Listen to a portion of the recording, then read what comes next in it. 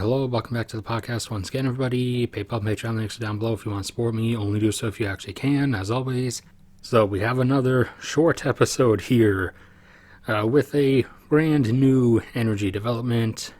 China, Zhongguo, is beginning to adapt the same hypocritical, not in my backyard, but still give me the benefits policies that many Western nations do. For those unaware of to what I'm referring, many Western nations have gradually been falling into more and more of a environmentalist psychosis state of mind, which has made them hypocritically detached from reality, and many of them have become staunchly anti-mining, and mining anything is bad and it's evil, but they still want to live in modernity with technology and infrastructure and everything, and they want the billions of people still living in developing nations to eventually be able to have all the infrastructure and amenities of modern civilization as well. So they still want the benefits and the things that come from mining stuff up, especially like precious metals and rare earth metals, which are pretty critical to a lot of modern technology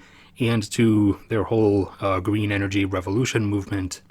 But at the same time, they sit on the whole boo mining, evil mining position. So how to do mental gymnastics and get around this is to try to stop any mining developments in your own country and instead allow or outsource all potential mining to other nations, including first world nations not particularly aligned with you, such as China, or to second and third world nations, developing nations. That way you can say to either your constituents or to yourself that you opposed all that evil mining while still providing high living standards and modern technology and everything, and furthering the whole green energy revolution that's not going to work out in the end. A link I'll put to a specific video I did showing the math behind that. But this way, via this hypocritical policy stance, you get to do both things at once.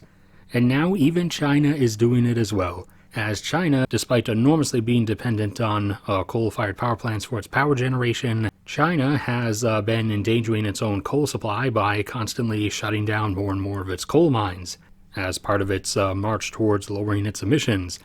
However, they discovered recently, as the rolling blackouts across the country showed, that coal-fired power plants kind of need the coal to be able to run.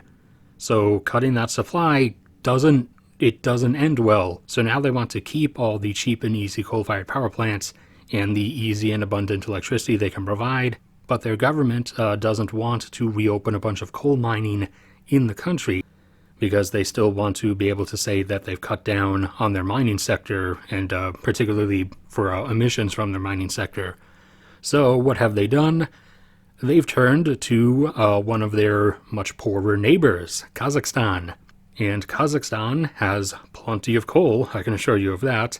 They are connected to and shared with many of the vastly abundant coal regions of Russia, who also has an unimaginable amount of coal. So China has turned to Kazakhstan, who already provides them with a fair bit of oil, and has started asking Kazakhstan to expand and ramp up coal mining to fill the supply gap that China has been gradually creating by shutting down its coal mines.